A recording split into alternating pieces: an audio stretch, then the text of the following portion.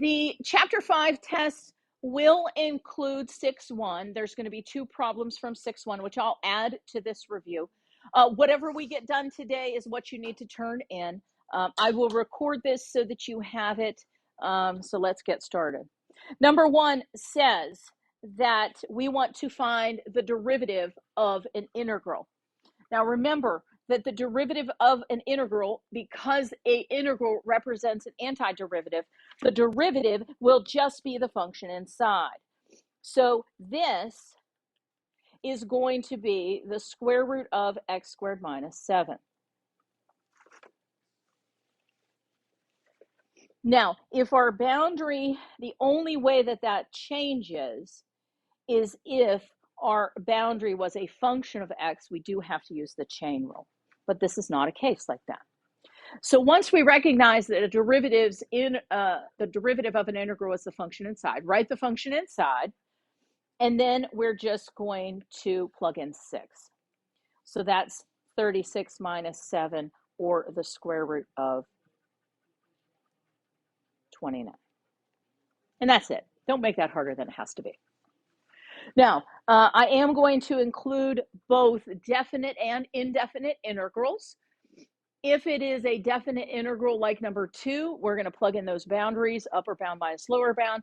If it is an indefinite integral like number 3, don't forget to put the plus c, okay? All the rules we learned about derivatives, as far as doing a rewrite first, you want to do for your antiderivatives, okay? So if we look at number 2, our power is going to go up by 1. Last I checked, -2 plus 1 was -1. So this is going to be x to the -1 divided by that new power. And because of the fact that I have boundaries, I am not going to put my plus c there. I'm going to write my little boundary line. And then if you plug in 2, well, let's do a little rewrite first so it's a little prettier.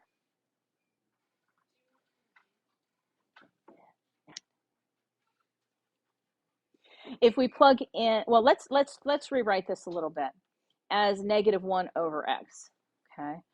And so then when we plug in our boundaries, we get -1/2 minus -1, which is -1/2 plus 1, or 1/2. Now, you are welcome on any of these to use a calculator, but please make sure that you leave it in fraction form. I don't want any estimates. If it's square root of 29, that's what I want. I don't want the decimal value. Okay. Everybody good with number 2? Let's take a look at number 3. We can do a rewrite just as I would suggest for a derivative. I would make this 4x squared plus 10 over x. And then I'm going to do the antiderivative. Now, the antiderivative of 4x squared, it just becomes 4x cubed over 3. Now here, you might want to separate the 10 out in front so that you recognize that going backwards, that's going to be a natural log. Now, that only happens if we have an x to a -1 power, or if we have a 1 over x. So that's just 10 times the natural log of x.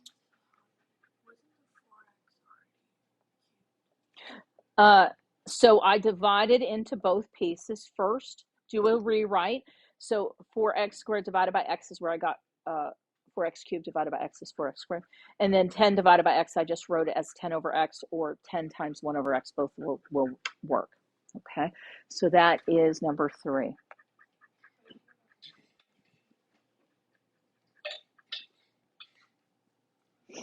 Number 4 is probably one of the easier ones on the test. We can just use those antiderivative rules. So that's 3x to the 5th over 5 plus 2x squared over 2 plus c. Now, I don't really care too much about, even for derivatives as our final step. So don't worry about doing much more than that. So there's number 4. Now, number 5, it's a polynomial. So we do just get to use our power rule on each term. So that would be 3x to the 4th over 4 minus 4x to the 3rd over 3 plus 6x to the 2nd over 2. Now, the only time I really like to reduce it a little bit, make it a little nicer, is if it is actually a numerical thing. So I would probably make that 3/4 x to the 4th minus 4/3 x cubed plus 3x squared. Now, just to save time, you'll have a calculator on the test. If you plug in your upper bound of 2, and again, I want exact values, 3/4 times 2 to the 4th minus 4/3 times 2 cubed plus 3 times 2 squared. Our upper bound is 40/3. Now, if I plug in -1, I get, let me tell you what I get here.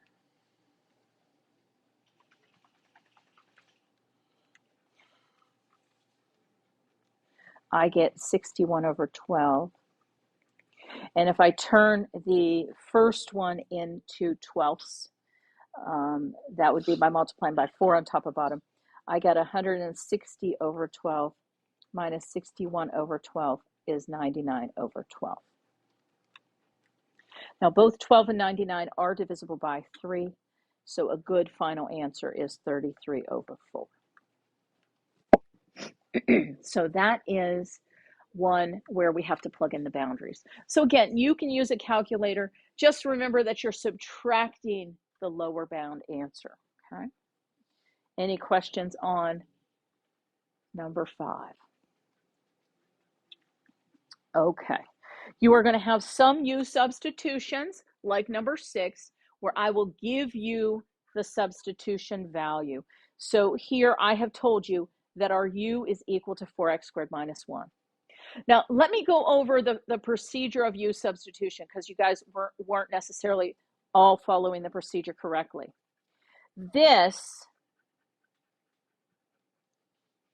is U. Every other x in the problem has to come out and be replaced with u's. So what is 6x dx equal to? Your question is what is 6x dx? Because that's the other stuff in the problem, okay? How do you find it? We're going to take the derivative of this, just derivative. So that's going to be 8x. Now, think about what you could multiply 8 by to turn it into 6, okay? If I divide it by 4, it's going to be a 2, but I need to multiply by 3. So 3/4 is the trick. 8 times 3/4 is 6, okay? So if I multiply both sides by 3/4 and move the dx over, 3/4 du is equal to 6x dx. So you have to know what all the pieces in the problem stand for. This stuff is 3/4 du. Okay, so now let's set up our integral. So I'm going to ignore the boundaries for now because those are x's, or I can even write that those are x's to remind me. And I am going to get 3/4 du replaces the 6x dx, and then I just have u to the 5th. Now, what's great about this, I can just do this problem.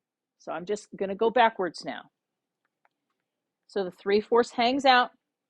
The u to the 5th becomes a u to the 6th over 6.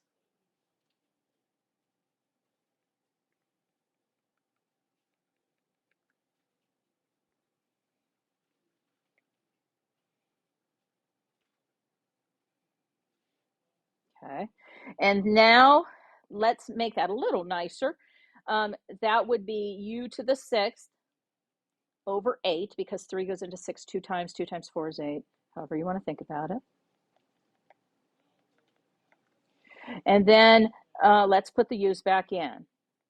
So we get 4x squared minus 1 to the 6th over 8, and we're plugging in 0 and 1. Okay, if we plug in 1, we get 3 to the 6th power.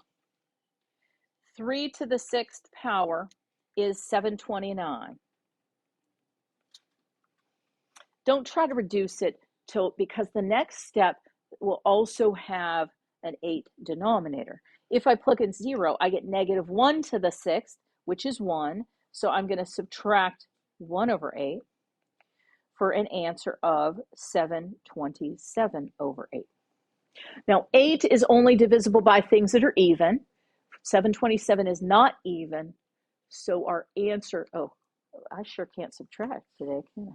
How about 728, which is even? So let's divide those both by 2.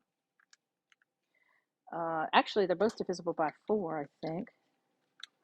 Oh, they're both divisible by 8. Oh, how cute is that? Okay, anyway, the answer is 91. Okay, so I'm going to give you one where the U is known off the bat, and then you just have to perform the procedure. Okay, the U is known off the bat, yeah.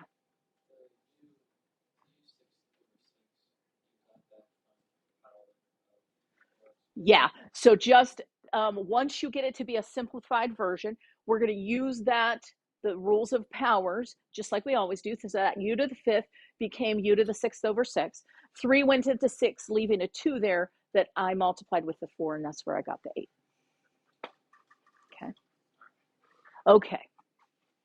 Now, in number 7, we have to think about what is stuck.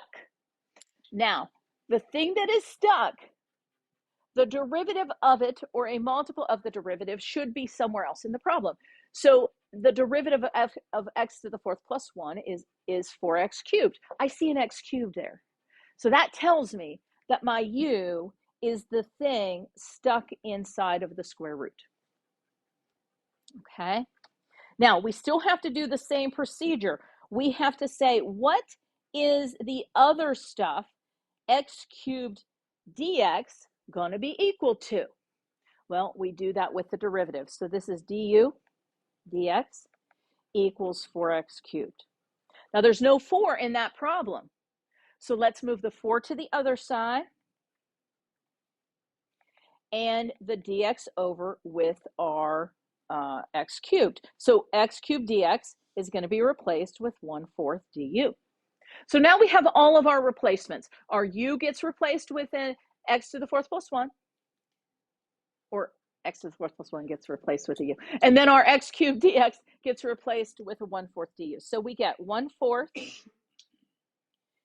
du, and this would be u to a 1/2 power. And these are x's. So I'm going to put that they're x's to remind us, hey, we can't plug those in until they're x's.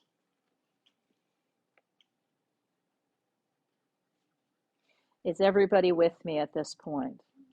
Making sense so far? Okay. Now, to undo that, it's just a power rule. So how does the power change? The power goes up by 1. We divide by that new power. Now, here's the part that's weird. When power goes up in a fraction, 1/2, just add those two numbers together. It would be 3/2. And then to divide by 3/2, it's going to be 2/3. Yes?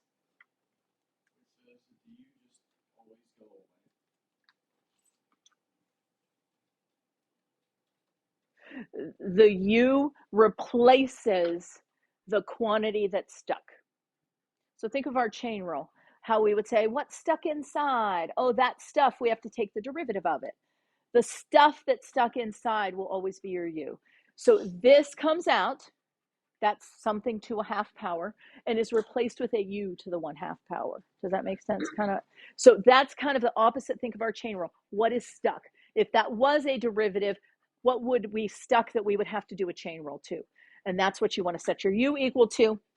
And then find out all the other x's in the problem. X cubed dx is in the problem. What is x cubed dx equal to?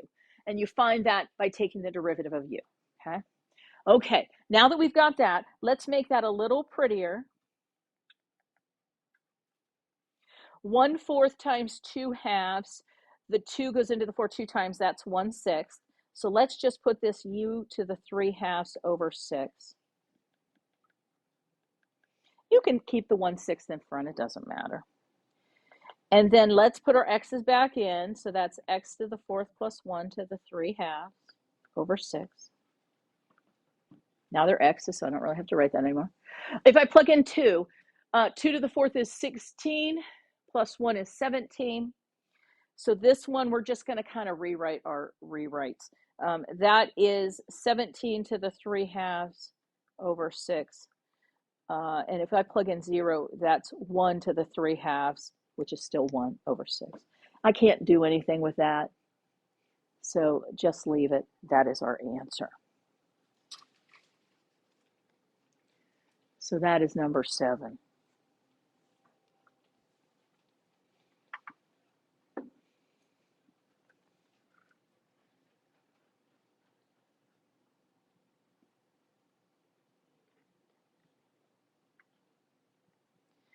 Let's take a look at number 8. Number 8, I'm going to do a rewrite. I'm going to distribute in that cosine.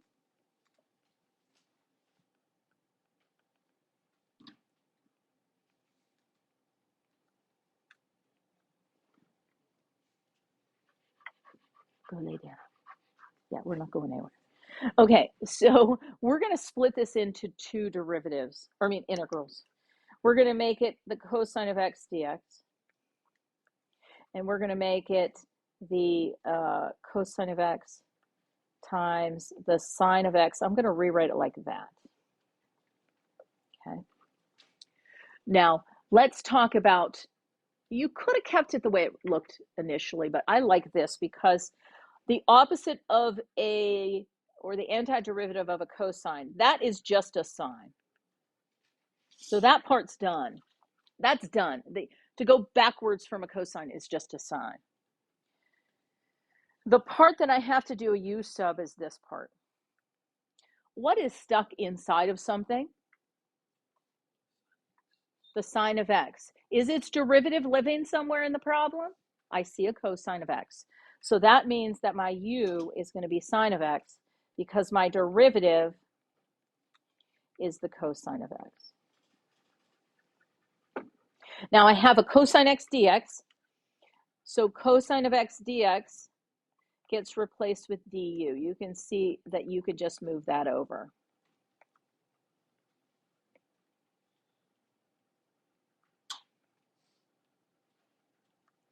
So if we were to do this, it is the integral of u squared du. Now the negative in front, don't make it difficult. It's just a negative. U squared is a great one because when it goes backwards, it just becomes u cubed over 3. I don't know what the heck I just said, but so that's going to be u cubed over 3 plus c. Now you just got to stick your u back in and we're done. So it becomes the sine of x minus the sine of x cubed over 3 plus c. Now how could we check that we are correct? If you take the derivative of the answer, you should get the function that's sitting inside. So you can always check every single one of these on your test tomorrow and Friday by just doing the derivative of this. Better give you that. And it would give you cosine of x minus cosine of x sine squared of x, which is this, not in factored form, but yeah. Okay. So that is number 8. Now let's move to number 9. What is stuck inside of something? What is stuck? 4 minus x squared. Is it's a multiple of its derivative living in the problem? Sure, yeah. The derivative of 4 minus x squared is negative 2x. I see an x there. That's a great indication of what I'm looking for. So the other stuff in the problem is x dx. So that's my other replacement I have to do. Okay, so when I take the derivative in terms of x, I get negative 2x squared. No, I don't. I get negative 2x. Now, in the problem, I have an x and a dx. Do I have a negative? No. Do I have a 2? No. So I'm going to take the negative 2 to the other side, and I'm going to leave the x dx. So I know that x dx is going to come out. I'm going to replace it with negative 1/2 du. So I get negative 1/2 du. That's replacing our x dx. And then rewrite that u to the 1/2 power. And then we had a problem very, very similar to this earlier. So our u to the 1/2 is going to be a u to the 3/2 times 2/3 plus c. Our fractions, there's a 2 on top and a 2 on bottom. Cancel those out. Put your u back in. It's 4 minus x squared to the 3/2 power. Don't forget your plus c. So there is number 9.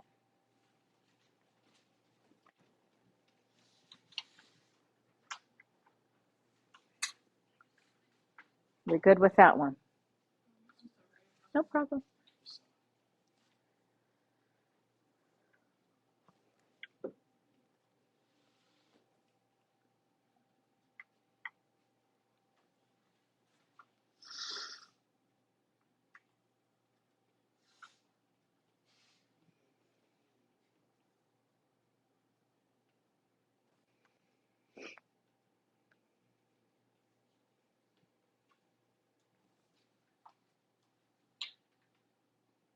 So now we are ready to look at number 10.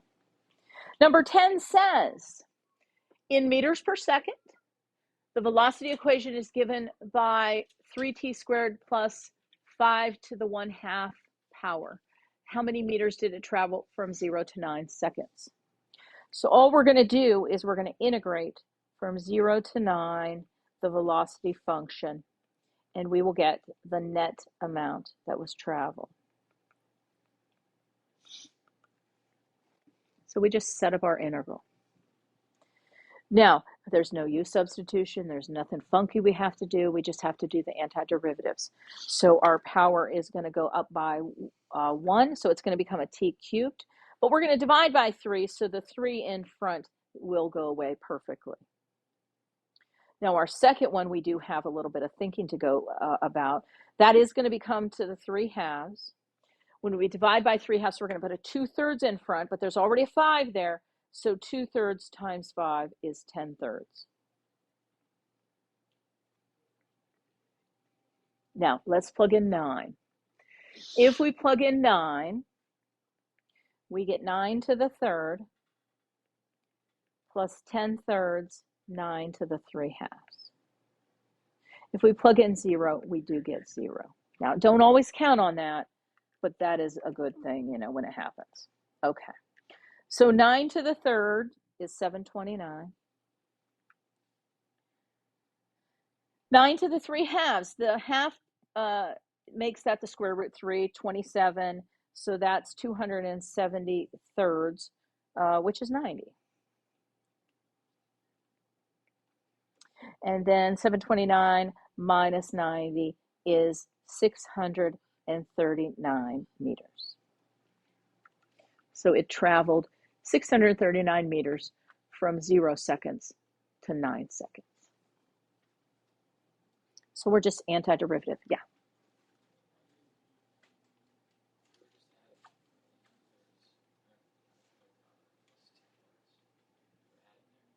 We're adding that. Thank you. There's a plus there. which would be 729 plus 90. Thank you so much, which is 819. Yeah, I just made that minus up there. I think I was looking at the minus 0 and was like, just going along with it. No, they're added. Please add them. Okay. I'm just going to go through the next ones rather quickly because I have given you the answer to this document. So you can use it as a resource. I just want to talk about, so you can look at that other paper for the answer to 11, the answer to 13. You should be able to do those. Here are my hints for those. So I would try them tonight and then check your work. 11's an easy one. Don't forget your plus C. My hint to you for number 12 is let u equal x cubed plus 2. My hint to you for number 13 is before you integrate that, make that a negative 4 power. So I'm not doing these. You should be able to do them. Same thing here. Rewrite square roots as a 1/2 power before you integrate. But I would like to do 15 with you. We have somebody that has a derivative of a secant tangent. Does anybody remember whose derivative is a secant tangent? It's secant. I think you're right first. No, the derivative of a secant tangent goes back instantly and becomes a secant. So the derivative of, if you see a secant squared in there, you can go backwards and become a tangent. If you see secant tangent, it goes backwards and becomes a secant.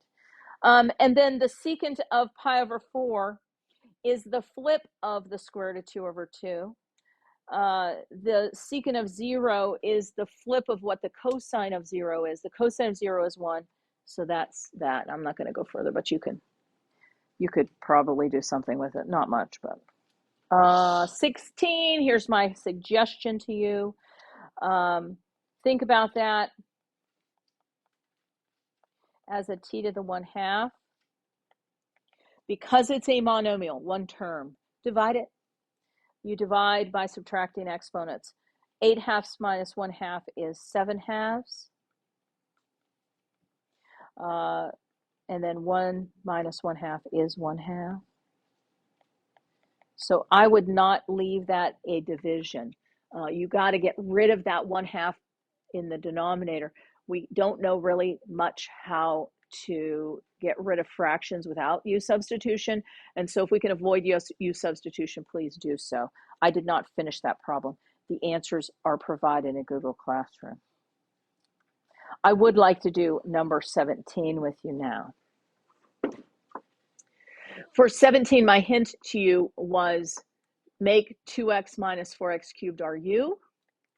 We do have a 1 minus 6x squared dx still to substitute, so we got to know what that is. So here's what we got to do. If I take the derivative in terms of x, I get 2 minus 6x squared. No, I don't. I get 2 minus 12x squared. How could we turn 2 minus 12x squared into 1 minus 6x squared? Yes. You got it. Multiply each side by 1/2. So we're going to have 1/2 to u is equal to 1 minus 6x squared dx. So this is 1/2 to u. Okay. So when we do our initial substitution for this problem, because this is a rather weird one, we get 1/2 du, and then just put a 1 over there as a kind of a placeholder as to where that 1 minus 6x squared was sitting. And then this is going to be u to the 1/2 power. Do we integrate like that? What would I suggest doing? Flipping it up, making that negative exponent. So let's make that the u to the negative 1/2 before we actually go to integrate. So the power is going to go up by 1. So it's going to become u to the positive 1/2. But don't forget to multiply by its reciprocal, or 2. Or 2 over 1, doesn't matter. So the 2 over 1 and the 1/2 canceled each other out perfectly, which is great. And so now we just get u, which was 1 minus 6x. No, it was not. My goodness. U was 2x minus 4x cubed to the 1/2 power plus c. So there is our final answer. How could we check our work? We could take the derivative of that. We would have to use the chain rule. The 1 minus 6x squared would be on top. The square root of that 2x minus 4x cubed would be on the bottom. It would work out nicely. 18, I'm not going to do. Let's just, my reminder, make that a 1/2 power, antiderivative. Don't forget your c. 19 is a perfect one. It goes back and becomes a sign. But I would like to do number 20 with you. And then we're going to add some things about the area between the curves. Okay. So if they said to find f of 1, every place, see how this is an x? Every place we see an x for the first one, we're going to put in a 1. Now we're going to go back for a moment to what an integral represents. An integral is the area between the curve and the x-axis. What is the area if I start at 1 and stop at 1? 0. The answer is 0. Don't make that harder than it is. Okay. Now, B is an easy problem too. What is the derivative of an integral? It's just the function inside, put x's in. So it's just 4x squared plus 3x plus 1. So then C feeds off of answer of B. What is the derivative at 2? Plug in 2 to the function you found for B. So that's going to be 16 plus 6 plus 1, or 23. Yeah, that's it. Okay. So those are easy. So please, I've provided the answers to these problems. Do them again. If you can't repeat this process, you're not ready. Repeat it again and again. Watch this video again. Do it by yourself again. All those things. Okay. Now, could you please draw my beautiful drawing here of number 21? So one of the problems I'm going to give you on the test, I am going to provide the picture for you. I am going to provide the picture for you, okay? It will be even beautifuler than that, but I will provide a picture, and you will have to find the area between those two curves, okay? So remember, the way that you want to think about it, this is for intersection point 1, intersection point 2, it's always the top curve minus the bottom curve. Well, let's make that the x. Sally Dog, what you doing? Oh, I'm sorry, I am recording. Hi, Sally Dog is here with us today. Anyway, so if we're going to integrate this, let's think about our boundaries. Our boundaries are 0 to 4. Now, if the top and bottom curves switch places, we might have to break this into multiple integrals. But this is, the top curve is always 5x minus x squared. The bottom curve is always y equals x. So it's an easy problem. If I have drawn it for you, this should not be hard. You know how to integrate that. Let's make it as nice as possible before we begin. 5x minus x is 4x. So make that 4x minus x squared before you start. Now we're going to integrate it by using our antiderivative rules. So this first one would be 4x squared divided by 2. And then this one would be x cubed divided by 3.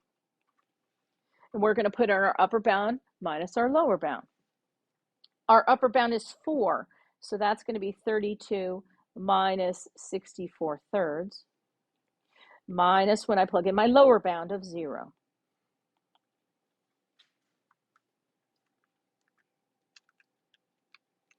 So that would be 96 thirds minus 64 thirds,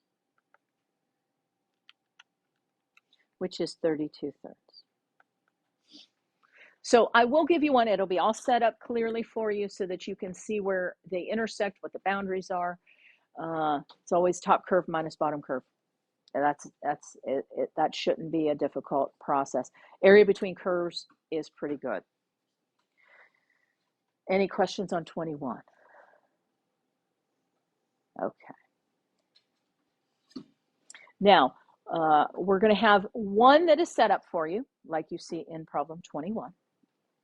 And then I'm going to do one where I haven't set it up for you, where it's your job to set it up.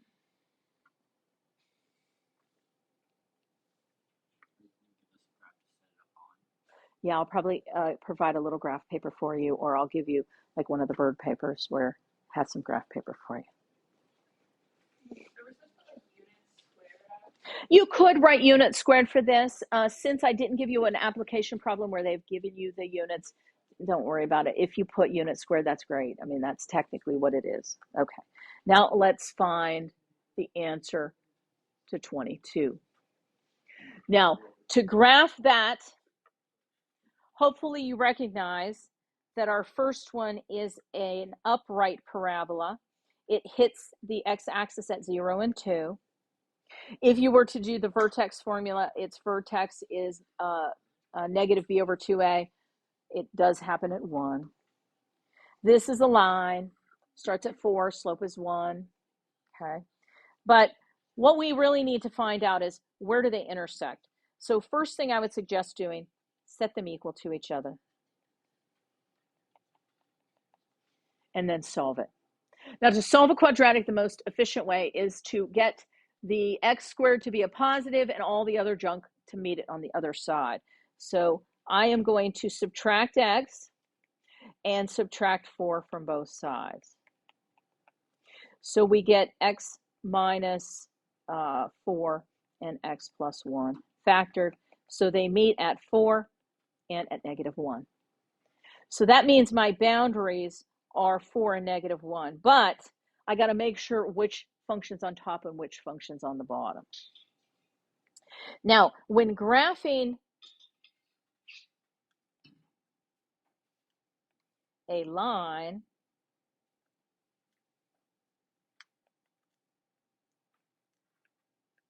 lines are great. I just need 2 points. I need the point at 4 and I need the point at negative 1. If I plug 4 into my function there, I get 8.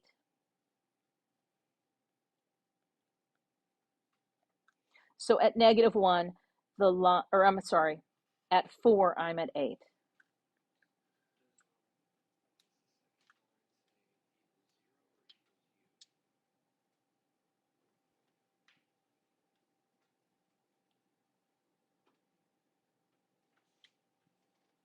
I don't know what you mean.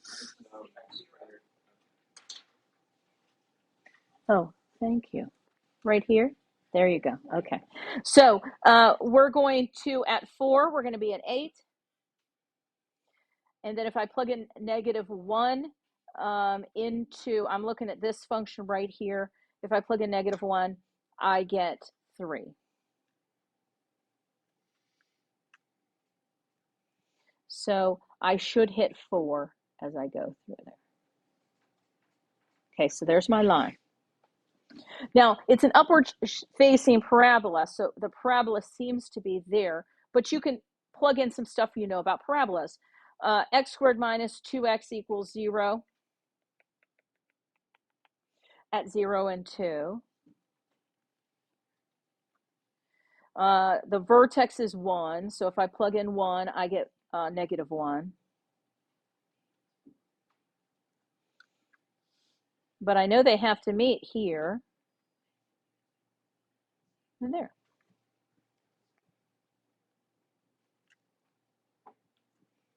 Okay. So what function is always on top? The line. What function is always underneath? The parabola. So our integral goes from negative 1 to 4. It is always our top function minus our bottom function. Simplify that down as much as you possibly can so that you can then just use your rules of antiderivatives. Okay, so we have a negative x squared, a x plus a 2x is a plus 3x, and a plus 4. So I just made it as pretty as I could. I tend to go in descending order so I don't forget any terms. So I just went down the line, highest power to lowest. You don't have to, but okay. What is our antiderivative? That's negative x cubed over 3. 3x squared over 2.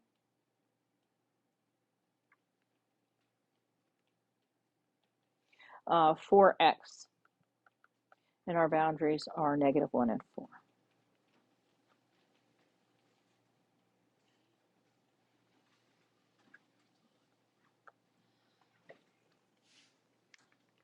Everybody with me at that point? It's the setup. The setup, after you set it up, the integration isn't that difficult, okay?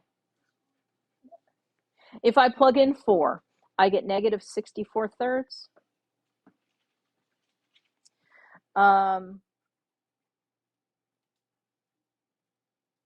Plus 24, plus 16, minus 1/3, plus 3/2, minus 4.